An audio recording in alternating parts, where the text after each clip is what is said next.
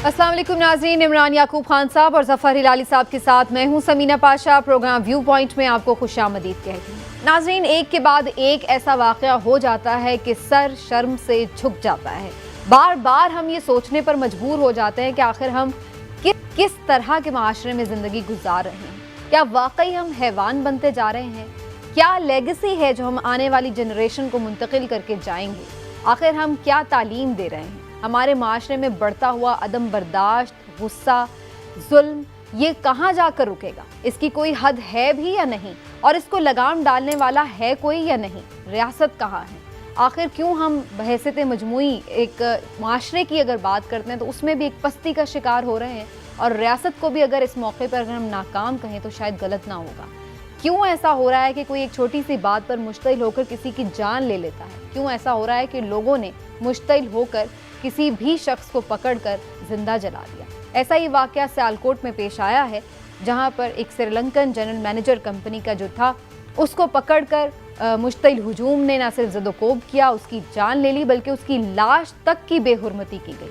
अफसोसनाक सूरत हाल ये है कि इसकी वीडियोज़ वायरल हुई और लोग उसके साथ सेल्फियां बना रहे थे। कोई बचाने की कोशिश नहीं कर रहा था, बल्कि सब मारने वालों में ही शामिल नजर आ रहे थे। उसके बाद जब ये वाक़या पेश आया, हुकूमत को होश ज़रूर आई। अब ना सिर्फ ये कि तमाम लोग इसकी मजम्मत कर रहे हैं, बल्कि अभी खबर ये भी आ रही है कि 100 के करीब अफराद को गिरफ्तार भी कर लिया गया। प्राइम मिनिस्टर, आर्मी चीफ, दीगर सियासी कायदीन की जानिब से मजम्मत भी की जा रही है और कार्रवाई का मुतालबा भी। लेकिन सवाल वही है कि आखिर इस तरह के वाक़यात का सद्देबाब क्यों कर हो?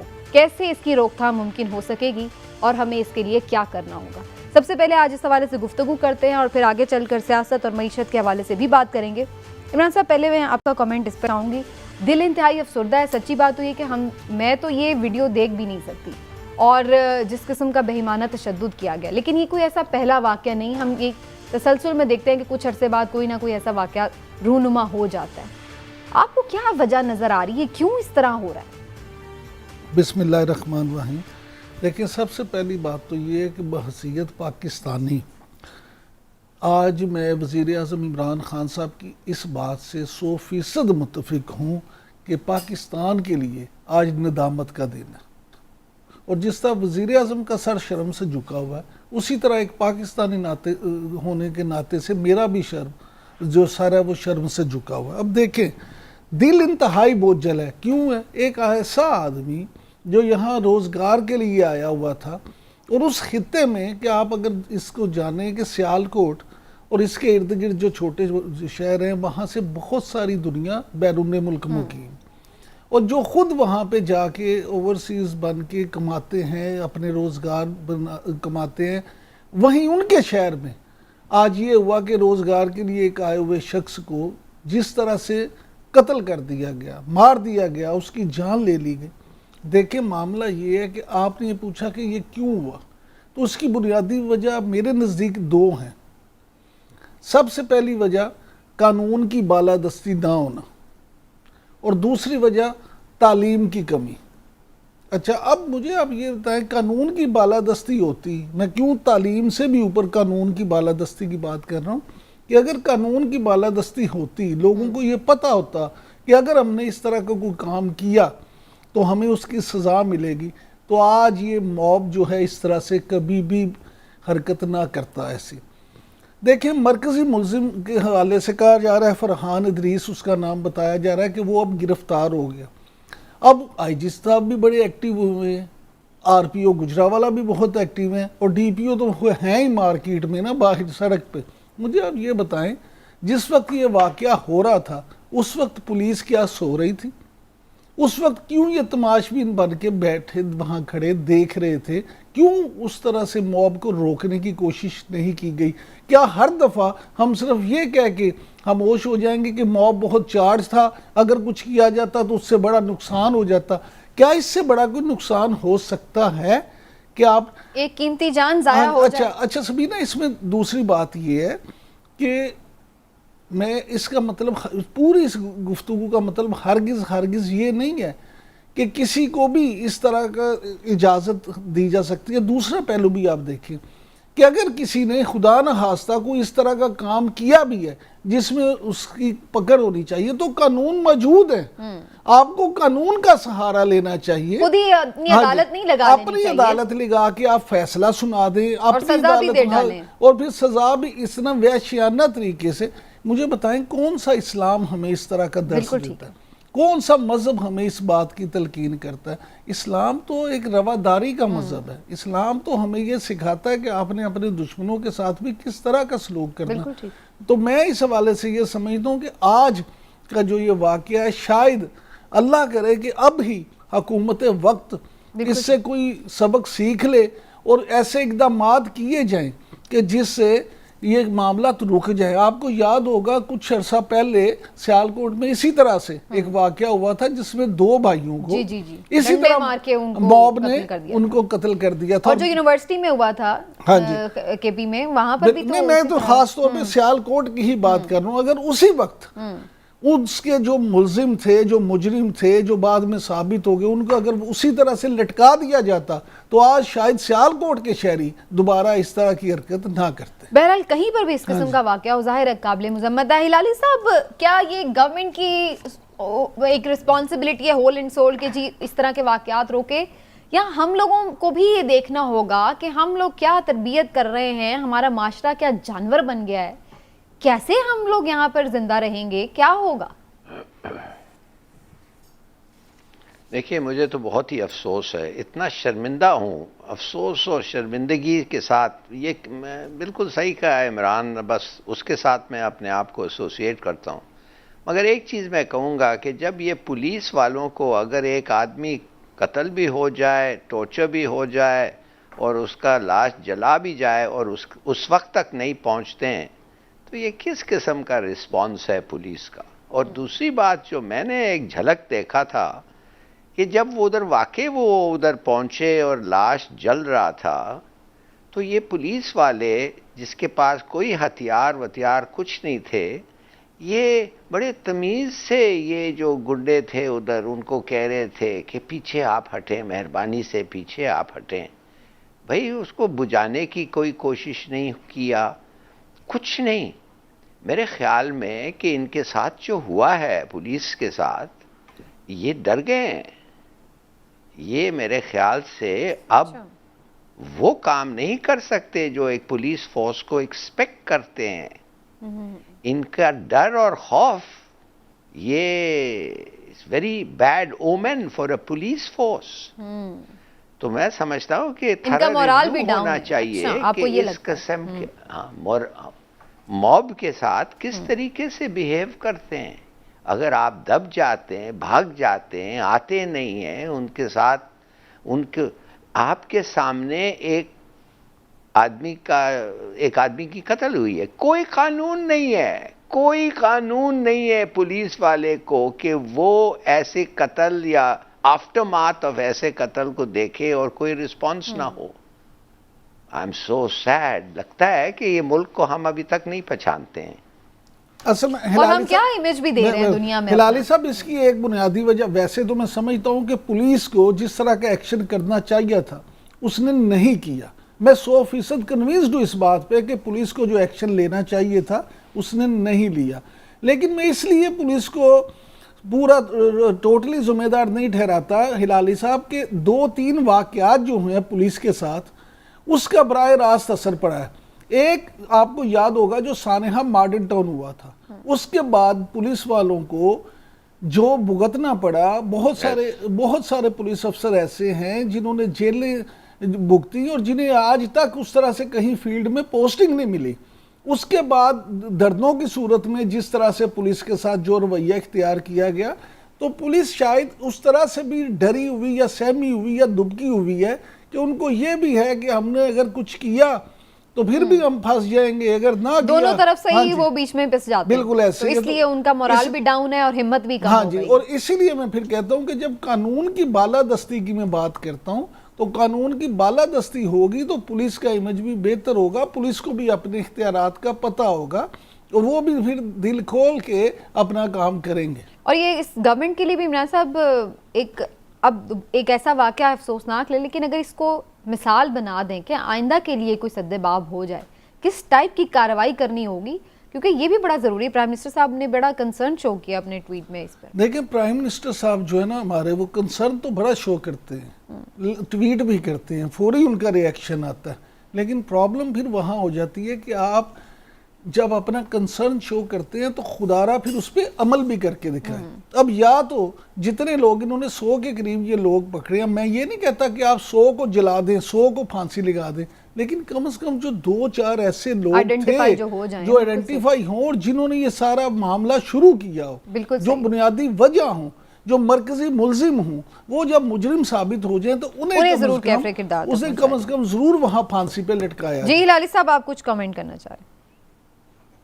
बस एक चीज़ मैं ये कहूँगा कि प्राइम मिनिस्टर को एक अपना स्पेशल एनवॉय को भेजना चाहिए श्रीलंका, इस आदमी के फैमिली के पास, और अगर इसके औलाद हैं और स्कूल गोइंग हैं, छोटे हैं, तो पाकिस्तान की तरफ से उनको कहना चाहिए कि हम इनका खर्चा जो है, जो ये कमाने के लिए गया था, हम इनका खर्चा हम देंगे जब तक ये अडल्ट्स नहीं हुए हैं, और जो भी ज़रूरियात है फैमिली की, और अगर शादीशुदा है इसकी वाइफ की, ये वो बिल्कुल उनके एक्सपेंडिचर हमें कहना चाहिए, हमारा एक ख़ास नुमाइंदा जाना चाहिए और उस फैमिली से माफ़ी मांगने चाहिए और कहना चाहिए कि पाकिस्तान की अवाम चाहती है कि हम आपको अब तक, जब तक आप जिंदा हैं, इफ़ नेसेसरी, मदद करें, इसलिए कि ये हमारा कौम ने किया है। ये बड़ी अच्छी सजेशन है। वेरी गुड हिलाली साहब, बड़ी अच्छी सजेशन आपकी, ये तजवीज़ बड़ी अच्छी है। अल्लाह करे कि हुकूमत इस पे अमल भी कर ले। बिल्कुल ठीक है, चलें जी थोड़ा सा आगे बढ़ते हैं। वी होप कि ऐसा वाक़या दोबारा रूनुमा ना हो, ये इसको इबरत का निशान बनाया जाए ताकि दोबारा किसी की हिम्मत ना हो कि इस किस्म का काम हो सके। आगे बढ़ते हैं जनाब, कुछ मुल्क की मईशत के हवाले से बात करते हैं। महंगाई ज़ोरों पर है, आवाम परेशान है, लेकिन वज़रा की जानिब से वही तसल्लियाँ दी जा रही हैं कि जनाब घबराना नहीं है, अब आप ना घबराएं, बस कुछ और वक्त। यही करते करते वैसे 3.5 साल हो गए हैं और अभी भी जो मौजूदा वज़ीर ख़जाना है वो ऐसा ही कुछ कह रहे हैं। वो हिलाली साहब, आपको कोई उम्मीद है कि ये प्राइसेस नीचे आ जाएंगी जैसे कि तसल्ली दे रहे हैं वज़ीर ख़जाना साहब? देखिए, मैं वज़ीर ख़जाना का तकरीर में बाद में, उस वक्त तो नहीं, मगर बाद में मैं सुना था।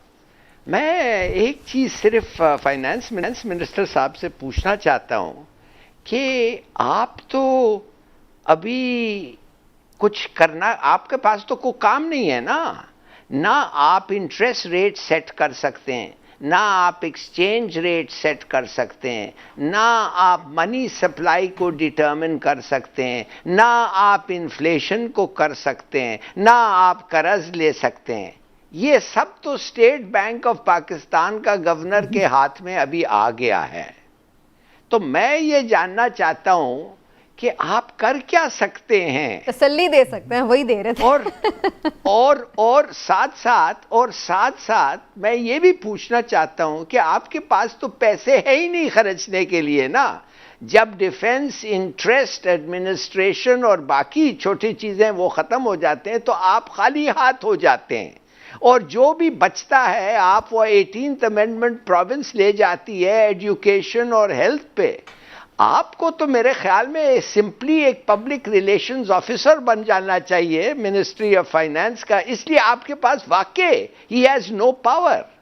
मगर अगर हमारी बात तो वो नहीं मानेगा, पीआरओ नहीं बनेगा, तो अगर आपके सवाल पे मैं अगर आप मुझे दें तो वैसे तो ये तकरीर अगर एक फाइनेंस मिनिस्टर का था तो ठीक था, तसल्ली दे रहा था, कह रहा था कि भाई देखो मैं क्या करने वाला हूं, मैं एग्जेम्पशंस जो माफ छूट जो दिया हूं वो छूट को मैं उतने पैसे जो हैं हमें वापस लाने पड़ रहे हैं, और आपसे गरीब से, ये पिसा हुआ लोअर मिडिल क्लास से, अर्बन मिडिल क्लास से मैं नहीं ले रहा हूं, मैं उन चीजों पे टैक्स करूंगा जो लग्जरी आइटम्स हैं। और आप देख लें, मैंने प्लॉट के रेट्स इंक्रीज कर दिए हैं और 600 अरब रुपया मुझे कलेक्ट करना है। अब ये कलेक्ट इसलिए करना है कि जब पेट्रोलियम के प्राइस बढ़ी तो हमने अपना पेट्रोलियम लेवी को कम करते गए, ये 600 करोड़ अरब जो है ये हमारा एक लिहाज से जो हमें कलेक्ट करना था हम नहीं कर पाए, तो लिहाजा मुझे अभी इसको रिकवर करना है। मगर मैं इस तरीके से करूंगा कि अमीर से अगर पैसे लें हम लेंगे, गरीब से हम पैसे नहीं लेंगे। ये उसका बेसिकली थ्रस्ट था। लेकिन निकलते तो पैसे हर एक सही हैं। चलिए लाली साहब मैं आती हूँ दोबारा, लेकिन इमरान साहब वैसे ही लाली साहब जो भी बात कर रहे थे ना कि जो पीआरओ बन जाएंगे, वो तो मैं देख रही हूँ, जो तर्जुमान वजारत खजाना है वो तो बहुत चिल हैं और वो कह रहे थे इकॉनमी ठीक है। बड़े मैं उन्हें टीवी प्रोग्राम में देख रही थी, मज़े से वो नट्स भी खा रहे थे ऑन एयर और कहवा भी नोश कर रहे थे और बड़े तसल्ली में थे कि कोई टेंशन ही नहीं है। तो मेरा ख्याल है उन लोगों की इकॉनमी सबकी ठीक है, शायद इसी वजह से ये लोग तो कह रहे हैं कि इकॉनमी ठीक है। देखिए, पहले मशीर ख़जाना की बात कर लेते हैं। शौकत तरीन साहब फरमा रहे थे कि महंगाई में कमी आ जाएगी, बिल्कुल सही है, हम सब की भी ख्वाहिश है, मेरी, हिलाली साहब की, आपकी, यहाँ मौजूद तमाम लोगों की यही ख्वाहिश है कि महंगाई में कमी आए। लेकिन क्या सिर्फ ख्वाहिशात से, क्या सिर्फ दावे करने से, क्या सिर्फ तसल्ली देने से ये चीज़ें ठीक हो सकती हैं? अगर सिर्फ तसल्ली देने से, ख्वाहिश जाहिर करने से या दावा करने से ये चीज़ें ठीक होती, महंगाई कम हो जाती, मुल्क की मुआशी सूरत हाल बेहतर हो जाती, तो यकीन करें जितनी तसल्ली वज़ीर आज़म इमरान खान ने इस कौम को दी है, जितनी ख्वाहिशात का इज़हार उन्होंने किया है, जितने दावे उन्होंने किया है, आज पाकिस्तान अमलन एक जन्नत बन चुका होता। लेकिन मैं क्या करूँ, सिर्फ ख्वाहिशात और दावों से काम होता नहीं, ना सिर्फ तसल्ली पे बात होती है। इस वक्त हालात साजगार हैं नहीं, ना ही मुझे इस तरह से लग रहा है कि मज़ीद आने वाले दिनों में हालात साजगार होंगे कि ये बेहतरी ला सकें। आप देखें, बड़ी अजीब सी बात है कि हुकूमत की तरफ से जितने दावे किए जाते हैं, जो चीज़ें की जाती, ये जब वज़ीर ख़जाना साहब बने थे, मशीर ख़जाना जब बने पहले, तो उन्होंने क्या कहा था कि थोड़ी देर आराम करने देखें, मैं डिमांड और सप्लाई को ठीक करूँगा और सारी चीज़ें ठीक हो जाएंगी। हमने कहा जी बड़ी अच्छी बात है, आप आएँ, अल्लाह करे कि आप ये सारी चीज़ें ठीक कर लें।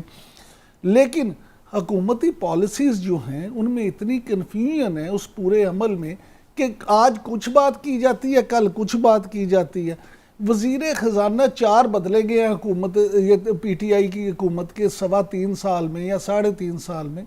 इतनी जल्दी अगर आप किसी दरमियाने दर्जे के कारोबारी इदारे के सरबराह बदले ना, तो उसका काम वो भी सेटल नहीं हो पाते, वो सेटल नहीं होता, उसका काम सारा डिस्टर्ब हो जाता है। आपने पता नहीं क्या सोच के ये सारे अमल किए हैं, शायद आपने ये सोचा हो कि शक्लें बदलने से चीज़ें ठीक हो जाएं। शौकत तरीन साहब एक इंतहाई काबिल आदमी हैं, मामलात को समझते हैं, माली अमूर को समझते हैं, लेकिन हिलाली साहब जिस तरह से फरमा रहे थे कि जब इख्तियारात सारे अगर आपने स्टेट बैंक को दे दिए तो फिर डॉलर 176 रुपये का हो, 177 का हो या 180 का हो, बेचारा वज़ीर ख़जाना या मशीर ख़जाना तो कुछ कर ही नहीं सकता। वो तो बस फिर बुरा भला सुनने के लिए ही रह जाता है। आप देखिए जो स्टॉक एक्सचेंज में हुआ है आपके साथ, वो आपके सामने है सर। ये सारी चीज़ें आपको देखना पड़ेंगी, समझना पड़ेंगी। और मैं आपसे फिर कहता हूँ, ईमानदारी से कहता हूँ कि महंगाई की शरह जो जिस तरह से बढ़ी है और हुकूमत खुद अब सरकारी इदारों के मुताबिक जो तस्लीम कर रहे हैं, मुझे खौफ आ रहा है कि हालात इतने ख़राब ना हो जाएं कि मुल्क में अमन अमान की सूरत हाल ख़राब होना कहीं शुरू ना हो जाए। अच्छा, तो आपको डर है कि ये चीज़ें और ख़राब होंगी। लाली साहब कुछ कमेंट करना चाह रहे हैं? लाली साहब आप कीजिए। देखिए, मैं ये कहना चाहता हूँ कि उसको दाद भी दें, माने ये नहीं है कि वी शुड इग्नोर जो ये गवर्नमेंट के जो अच्छे पॉइंट्स हैं। मिसाल के तौर पे उसके साथ जो बैठे हुए थे हमारे दोस्त दाऊद साहब, उन्होंने कहा कि 2.7 बिलियन जो अब एक्सपोर्ट हुआ है नवंबर में, ये एक रिकॉर्ड है और बड़ी अच्छी बात है। साथ साथ उन्होंने और भी चीज़ें हमें बताएं। उन्होंने ये बताया है, ये फाइनेंस मिनिस्टर मैं कह रहा हूँ, वो बताए हैं कि आज के जो प्राइसेस हैं और 1 साल के पहले प्राइसेस आप देख लें, और आज के प्राइसेस 1 साल पहले से कम हैं। आलू हो, टमाटर हो, जो भी हो। ये उनका एक स्टेटमेंट था, पब्लिक स्टेटमेंट, इस प्रेस कॉन्फ्रेंस में। अब मुझे ये नहीं याद है कि क्या था, मगर उधर उस प्रेस कॉन्फ्रेंस में बड़े सारे लोग थे जो इन चीज़ों को फॉलो करते हैं और उन्होंने इसको कॉन्ट्रडिक्ट नहीं किया। तो ये तो एक क्रेडिटेबल बात है ना कि आप अगर और फिर ये भी हम देख रहे हैं कि इस महंगाई, लेकिन हिलाली साहब वो तो आलू प्याज की वो बात आपकी सही है, वो तो आमतौर पे शॉर्टेज पे देखा है कि टमाटर जब होते हैं अवेलेबल तो वो 40 रुपए भी बिक रहे होते हैं, और जब नहीं होते हैं तो वो 250-300 रुपए भी चले जाते हैं। तो वो तो डिमांड एंड सप्लाई वाला मामला होता है, उसमें कोई हुकूमत का जब फसल आती है, हाँ, जब फसल आती है तो हिलाली साहब गुजारिश सुने, ये जो सब्जी है ना, ये पेरिशेबल आइटम है, हाँ। इसमें पाकिस्तान में उस तरह से इसको प्रोसेस करने का इंतजाम नहीं है, लिहाजा जब ये इस तरह की फसल आती है तो मार्केट में इतनी आ जाती है कि उसकी कीमतें एकदम से वही डिमांड एंड सप्लाई वाली बात नीचे गिर जाती हैं। अच्छा, हाँ जी, चलिए मान गया। जी, मैं ये सिर्फ कहना चाहता हूं, आप बिल्कुल सही कह रहे हैं, मगर इसका फिर जवाब दें ना इमरान साहब कि हमारे बम्पर हार्वेस्ट आ रहे हैं। हमारा जो गन्ने का प्रोडक्शन 86 मिलियन टन उसने बताया है, इसे कभी रिकॉर्ड प्रोडक्शन है। और भी चीजें जो हैं, ये आपने बड़ी अच्छी बात की है, कॉटन हमारी पहली दफा बड़े सालों बाद बेहतर हुई है, लेकिन अब सवाल बुनियादी ये है कि ये कॉटन हो या शुगर केन हो या वीट हो, इतनी बम्पर क्रॉप्स आ जाती हैं, लेकिन वो फिर आवाम तक फ़ायदा मुंतकिल क्यों नहीं हो पाता? ये तो फिर अगेन आखिर बात हुकूमत पर ही आ जाती है कि क्या ये कोई हुकूमत की इनकॉम्पिटेंस है या कोई और वजूहात है कि नहीं होता। अभी इस मामले पर बात करना बहुत ज़रूरी है। एक छोटा सा ब्रेक लेते हैं नाज़रीन, वापस आते हैं, मज़ीद इसी टॉपिक को आगे बढ़ाएंगे एक ब्रेक के बाद।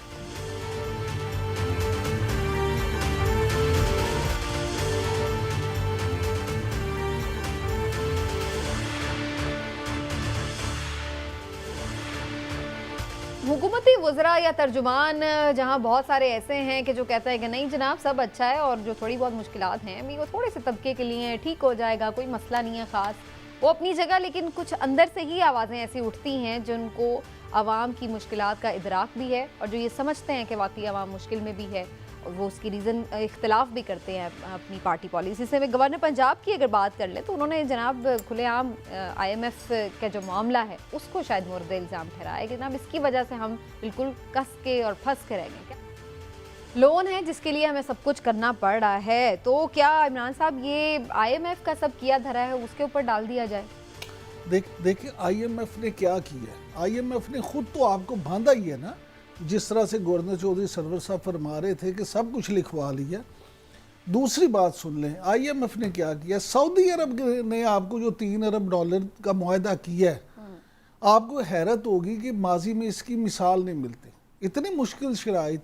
उसमें अगर आप देखें कि एक शर्त ये है कि जनाब अगर आपने IMF को छोड़ा तो आप डिफ़ॉल्ट कर जाएंगे, अगर आपने 72 घंटे के नोटिस पे, जब चाहे सऊदीया 72 घंटे पे के नोटिस पे ये आपसे पैसे वापस मांग सकता है। अगर आप हाँ जी, अगर आपने किस्त नहीं दी तो आप डिफ़ॉल्ट कर जाएंगे, अगर आपने सूद की किस्त नहीं की फिर भी आप डिफ़ॉल्ट कर जाएंगे।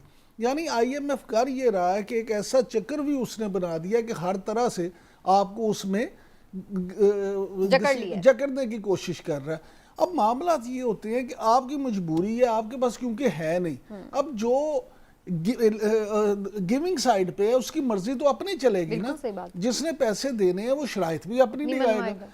अब मजबूरी आपकी ये है कि आपको पैसे चाहिए, आपने दुनिया में अपना गुजारा भी करना है, चीजें भी करनी है, अब आप भुगते हैं भी। बिल्कुल सही। अच्छा वैसे गवर्नर साहब ने पिछले दिनों एक दो स्टेटमेंट्स भी ऐसी दी हैं, ये किस हिलाल साहब मैं आती हूँ, मैं एक जरा सियासी अंदर की बात पूछ लूँ इमरान साहब से, कोई उड़ने की तैयारी में तो नहीं है कुछ इनकी ऐसी डिविएटेड किस्म की आई है स्टेटमेंट? असल में ना गवर्नर साहब की एक में बात, चौधरी सरवर ने सारी जिंदगी सियासत की है इंग्लैंड में।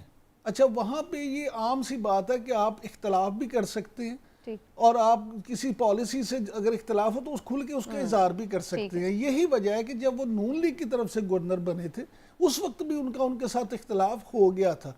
अब भी वो इस तरह की जो बात होती है वो उसी तरह से खुल के कर देते हैं। फिलहाल कहीं जा नहीं रहे। नहीं, आखिरी बात ये कि चले जाएंगे, चले जाएंगे, ये तैयारी है, ये तैयारी है, वो चले जाएंगे, आप लिख लें। हाँ जी, अगला इलेक्शन वो लड़ना चाहते हैं और अगला इलेक्शन वो PTI के टिकट पे नहीं लड़ेंगे। ओके जी लाली साहब, ओवर टू यू। देखिए ये गवर्नर, मैं तो हैरान गई, ये तो बड़ा गैर जिम्मेदार आदमी निकल रहा है। ये तो बड़ा अच्छा सा आदमी था जब मैं इसे जानता था, मगर लंदन में जाके ये IMF को, भाई IMF को किसने कहा जाओ उनके पास? गवर्नर ये उन्होंने कहा कि आओ हमारे पास पैसे लो, इसलिए कि तुम इकोनॉमी नहीं चला सकते हो। और जब आपका नुमाइंदा उधर पहुंचा, क्या उन्होंने उसको झूठ बोला कि ये नहीं, ये शर्तें नहीं है, और जब कर्ज दे दिया फिर कहा ये शर्तें हैं? नो, उसको बिठाया उसको और कहा बात करो हमारे साथ, ये हैं शर्तें, मानते हो कि नहीं? उस क्या किया हफीज शेख ने? इनको बताया, गवर्नमेंट को बताया, और गवर्नमेंट ने क्या कहा? साइन कर लो। तो गवर्नमेंट का माने कौन? लीडरशिप सब मुलव्वस हैं इन शर्तों पे। तो ये बहाना ना बनाए, एक दूसरे पे क्यों डाल रहे हैं? हम बैठे हुए थे सडनली। हाँ, दूसरी बात है यार, सऊदी अरेबिया ने जो आपके साथ किया है ना, जिधर उन्होंने आपको कहा है, पब्लिकली प्रिंट करके दुनिया के सामने आपको बताया है और कहा है कि अगर तुम बच्चू, जब हम पैसे मांगते हो पैसे नहीं देगो, तो 4 दिन में अगर नहीं दोगे तो वो तुम्हारे चीजें जो मुल्क के बाहर है वो जब्त हो जाएंगे। आप यकीन करें कि टेक्निकली उसका मतलब यह है कि जो हमारा पाकिस्तान के चीजें हैं, अगर 4 दिन में इसको, ये जब MBS पैसे मांगेगा, इसको अगर हम ना दें या देरी हो जाए तो हम अग्री कर गए। इतनी शर्मनाक बात है कि वो भरोसा नहीं है उसमें, हालांकि हमने कभी डिफॉल्ट नहीं किया है। Pakistan has never defaulted on a debt. तो आप क्यों ये शर्त लगा रहे हैं कि अगर 4 दिन में ना दें तो हम जाके आपके वो चीजें जो आप ओन करते हैं सब, क्या आप एम्बेसी पे चले जाएंगे? एक बेलिफ को लेके, एक वारंट लेके आप एम्बेसी ऑफ पाकिस्तान चले जाएंगे और कहेंगे निकलो इधर से, ये सऊदी हो गया है अभी, इसलिए कि आपके गवर्नमेंट हाँ, लेकिन लास्ट टाइम भी फिर हमने चाइना से ही लेके पैसे वैसे दिए थे। बात वही आ जाती है कि फिर कर्जदार की कोई, कर्ज लेने वाले की तो कोई इज्जत नहीं होती। नहीं, ये कोई बात है पब्लिश करने का? ये कोई छापने की बात है? माफ करिए, इट्स एन इंसल्ट। मैं तो हैरान हूँ। इंसल्ट तो होती है, जाहिर है, जब पैसे लेंगे दूसरों से। असल बात ये है कि इज्जत कमाले नहीं होती।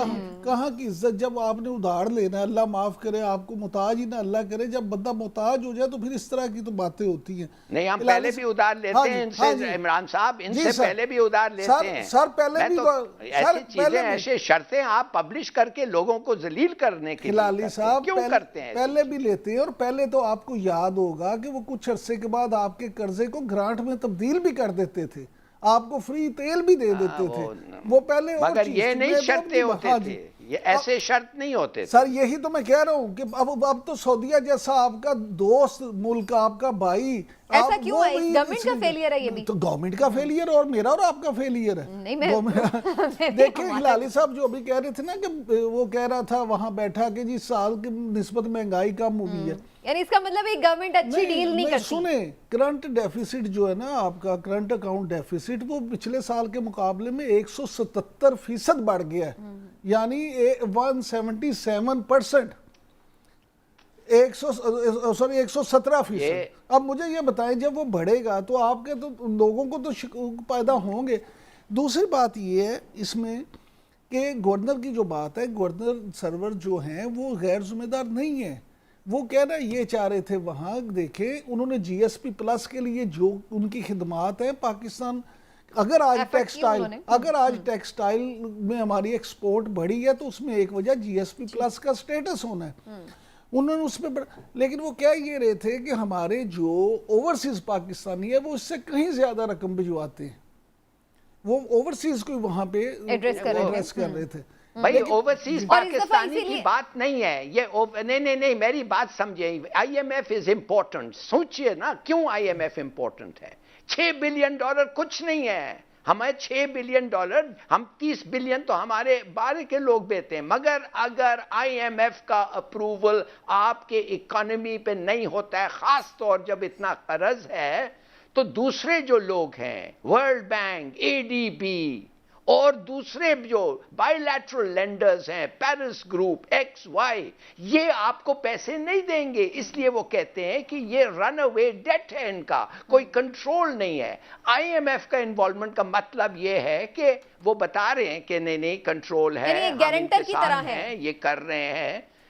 एग्जैक्टली तो ये एक वजह है जो IMF इज इंपॉर्टेंट। अगर आप, ये तो बच्चे बच्चे को पता है, तो ये उठ के कहना किसी और मुल्क में हो हमारा, भाई वो कहते हैं तुम्हारे बैंक से ये क्यों ये शर्त लगा रहे हैं, इंटरेस्ट रेट, एक्सचेंज रेट, एक आदमी को दो जिसके ऊपर तुम्हारा कंट्रोल नहीं है। इसलिए अगर कंट्रोल है तो क्या फायदा, जो तुम कहोगे वो करेगा, फिर तुम जाके कर्ज लेगे।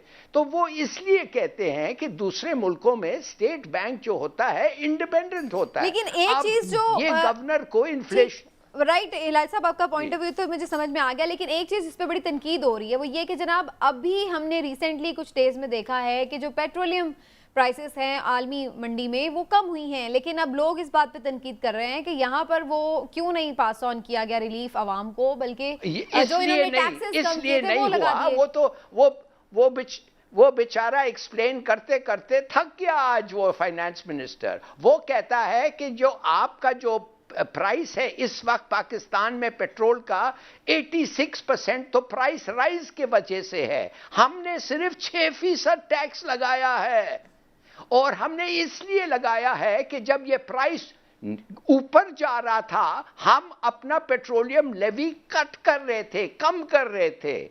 अब जब प्राइस नीचे जा रहा है, ये है वक्त के हम वर्ल्ड IMF को कहें कि ये जो पैसे जो उस वक्त हमने बचाना था, हमने इसलिए नहीं बचाया कि प्राइस भी बढ़ रहे थे और हम ज्यादा टैक्स नहीं लगाना चाहते थे, तो हमने जो टैक्स कम किया था we are making up. Right, ये तो उसका एक्सप्लेनेशन है, it's a very good explanation. सही है, ठीक है। गवर्नर को पता नहीं क्या हो गया है उधर। समीना बात सुने, बात ये है कि ये हिलाली साहब जो तकरीर कर रहे थे ना, बड़ी अच्छी बात है, बात को समझे। हुकूमत रेवेन्यू बढ़ाने के लिए अब वो अवाम को रिलीफ नहीं दे रही। अब मुझे आप ये बताएं, आम आदमी जो है उसको इस चीज़ से फ़र्क नहीं पड़ता कि रेवेन्यू हुकूमत का कम हो रहा है या ज़्यादा हो रहा है। आम आदमी मुतासिर होता है इस बात से कि उसको पेट्रोल महंगा मिल रहा है या सस्ता मिल रहा है। इसलिए जब कीमत कम होती है आलमी मंडी में, जब देखें मीडिया का दौर है, हाँ, तो वो अपना उन जीरो ना रखें, लेकिन आप ये देखें, आप अगर 6% भी है तो आप ले रहे हैं ना। पेट्रोल जब महंगा होता है तो आप कहते हैं ना आलमी मंडी में महंगा हुआ इसलिए हमने बढ़ाया। तो अवाम का मुतालबा ये है, जो मैं समझता हूँ कि जायज़ मुतालबा है, कि आप अगर आलमी मंडी में कीमत बढ़ने पे तेल की कीमत बढ़ाते हैं तो वहाँ कम होता है, तो अल्लाह का वास्ता है यहाँ भी कम करें। लेकिन वो यही बात कह रहे हैं ना कि वो बेसिकली वो टैक्स कम करके इन्होंने वो उतना पास ऑन नहीं किया था उस वक्त आलमी मंडी का जो आ रहा था उनके ऊपर प्रेशर। तो वो बेसिकली वो ये कह रहे हैं कि हम तो वो टैक्स अभी भी उस % पे नहीं है, कोई 17% नहीं है, 6% है। अगर अभी भी वो जीरो कर दें बिल्कुल, तो वो फिर वही बात है कि वो उन्होंने गवर्नमेंट भी चलानी है। मैं तो यही कह रहा हूँ कि उन्होंने, क्योंकि रेवेन्यू इकट्ठा करना है, इसलिए उनकी ये मजबूरी है। बिल्कुल ठीक है, चलें जी। बहरहाल और रेवेन्यू भी जी राय साहब। और एक और बात, फाइनली रेवेन्यू भी इन्होंने जो कलेक्ट किया है, रिकॉर्ड रेवेन्यू है, 6 पॉइंट पता नहीं कितने अरब। और दूसरी बात ये है जो समीना, 23 मिलियन टैक्स पेयर को FBR ने आइडेंटिफाई किया है, और ये 23 मिलियन जो हैं इनके पास पैसे हैं, इनकम है, ये टैक्स नहीं दे रहे हैं, और टैक्स FBR ने इनको नोटिस भेजा है। वो कहा है इनको कि हमें बताओ तुम क्यों टैक्स नहीं दे रहे हो, और आप देखेंगे बिल्कुल इन लोगों से टैक्स वसूल होगा। बिल्कुल ठीक है, लेकिन बस इलाही साहब बात वहीं पे आ जाती है, और सब चीज वेरी राइट, आप बिल्कुल सही कह रहे हैं। और ये तो हमेशा से डिमांड रही है कि आप टैक्स नेट बढ़ाएं, ना कि टैक्स रेशो बढ़ाएं, और जो देने वाले लोग हैं जो टैक्स अवॉइड करते हैं उनको आप टैक्स नेट में लेके आएं। ये तो बड़ा जेन्युइन है। लेकिन इमरान साहब वही बात है, चाहे रिकॉर्ड तरसीलाते ज़र हों, चाहे रिकॉर्ड ज़र मुबादला के ज़खायर इस वक्त भी मौजूद हैं, चाहे रिकॉर्ड इस वक्त फसलों की पैदावार हो, कुछ भी जितने मर्जी रिकॉर्ड हों, लेकिन अवाम तो इस बात पे परेशान है कि वो क्यों फिर भी पिस रहे हैं। असल एक सवाल बस ये है, इसका सिर्फ सिंपल जवाब ये है, सादा तरीन जवाब ये है कि आप जितने मर्जी रिकॉर्ड बना लें असल चीज़ है कि महंगाई भी रिकॉर्ड तरीन है।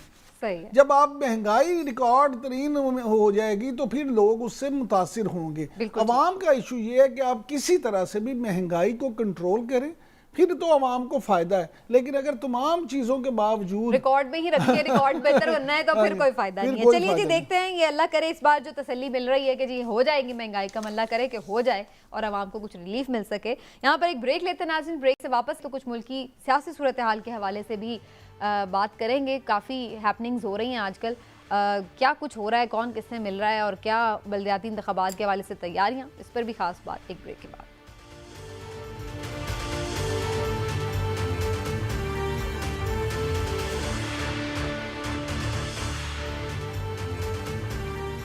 बड़ी खिचड़ी पकड़ी है जनाब। हुकूमत कहती है कि नहीं जी ईवीएम पे ही करवाने हैं, बल्कि फवाद चौधरी साहब तो ये कह रहे हैं कि बल्दियाती इंतखाबात ही ईवीएम पर होने चाहिए ताकि एक पायलट प्रोजेक्ट टाइप भी हो जाए और ज़रा छोटे पैमाने पर आप इसको ऑपरेट भी करके देख लें। उसके साथ साथ जो हुकूमती इत्तेहादी जमात है काफ लीग, उसके बल्दियाती इंतखाबात के हवाले से जो बल्दियाती कानून है उसके ऊपर रिजर्वेशन, उसके बाद फिर डिनाइल कि नहीं जी सेटल हो गया है, तो वो भी एक अंदर एक मौमा सा है, उस पर भी बात करेंगे। और फारूक सत्तार की नून लीगी रहनुमाओं से मुलाकात हुई, उसके हवाले से भी गुफ्तगू करेंगे। पहले हिलाली साहब की तरफ जाऊंगी। हिलाली साहब, ईवीएम तो हुकूमत बज़द है और कह रही है कि जी बल्दियाती इंतखाबात, लोकल बॉडीज़ इलेक्शन इस पर होने चाहिए और होंगे। इस हवाले से पिछले दिनों हमने ये भी सुना कि जी बाकायदा इलेक्शन कमीशन को ये डायरेक्ट किया गया है कि अगर आप ऐसा नहीं करते फंड्स रोकने की भी बात हुई। ये क्या आपको लग रहा है, ये मामला खटाई में पड़ेगा या फिर इवेंचुअली इलेक्शन कमीशन को मानना पड़ेगा? समीना, मेरा अपना राय ये है कि इलेक्शन कमीशन नहीं होल्ड करेगी इलेक्शन ईवीएम के साथ, मगर वो ये नहीं कह सकती गवर्नमेंट को, इसलिए कि जब गवर्नमेंट एक लॉ पास करता है, कानून पास करते हैं पार्लियामेंट, वो ये नहीं कह सकते हैं कि हम इस पे अमल नहीं करेंगे। उनका फर्ज है करना, मगर ये करेंगे नहीं, ये कहेंगे नहीं, मगर ये ठहरेंगे जब तक इंटरम गवर्नमेंट, अबूरी गवर्नमेंट आए। जब अबूरी गवर्नमेंट आएगी तो जैसे आपको पता है अबूरी गवर्नमेंट तो पूरा इलेक्शन कमीशन के तहत चलता है ना, हर पोस्टिंग और हर चीज जो होता है वो इलेक्शन कमीशन के परमिशन के साथ होता है। मैं समझता हूं अबूरी गवर्नमेंट और ईसीपी फिर कोर्ट को जाएगी और कहेगी कि जी हम इसको नहीं कर सकते और वो अपने वजूहात देंगे। मगर मैं आपको ये कहना चाहता हूं कि ये इंटेलेक्चुअली झूठ होगा, इंटेलेक्चुअल लाई होगा। क्यों? इसलिए कि सब लोग चाहते हैं फेयर इलेक्शन हो, ये खुद कहते हैं फेयर इलेक्शन चाहिए। मिसाख जमहूरियत में आपको पता नहीं याद है कि नहीं, उसमें भी जिक्र हुआ था कि फेयर इलेक्शंस होने चाहिए। ईसीपी ने खुद 2010 में मशीनों के बारे में जिक्र किया था। और सबको पता है कि ज्यादा मुल्क जिधर पॉपुलेशन ज्यादा होते हैं, यूएस, इंडिया, इंडोनेशिया, उधर भी काफी हद तक मशीन्स इस्तेमाल होते हैं। तो जब आपको एक मौका मिला है ये लोकल इलेक्शंस में इसको टेस्ट करने के लिए, करें। ठीक, क्यों आप लड़ते हैं?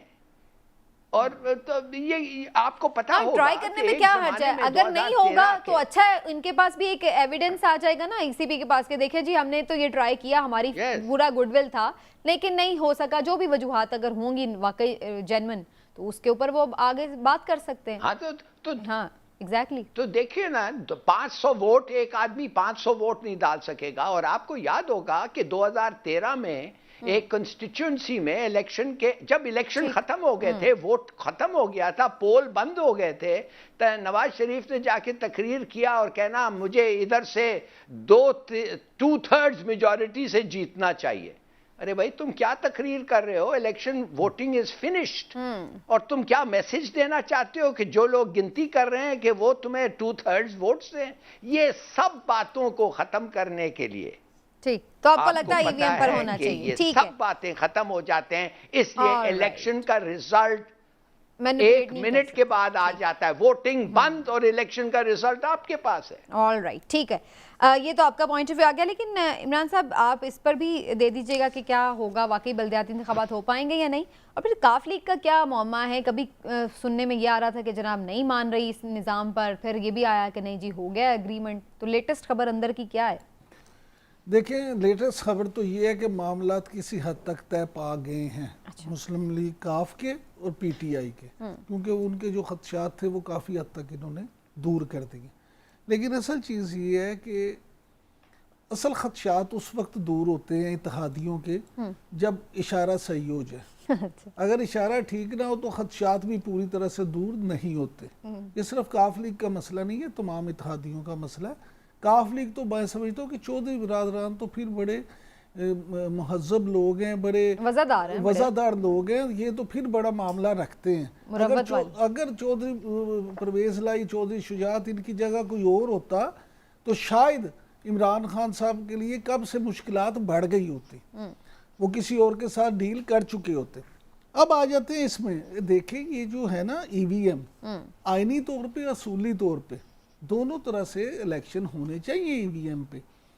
ये हिलाली साहब से मैं अर्ज करना चाहूँगा कि हम लोग जो कहते हैं ईवीएम का, या जो वो लोग जो सियासी जमातें या अपोजिशन कहती है कि ईवीएम का इस्तेमाल, वो ये नहीं कि वो ईवीएम के ख़िलाफ़ है, वो असूली तौर पर उन खदशात के ख़िलाफ़ हैं जो उनके ज़हनों में पाए जाते हैं, इस हवाले से कि इसको ईवीएम कैसी होनी चाहिए, क्या होना चाहिए, उसका तरीका कर, और फिर सबसे बढ़ के टाइम फ्रेम कि आपने उस टाइम में करना है या नहीं करना।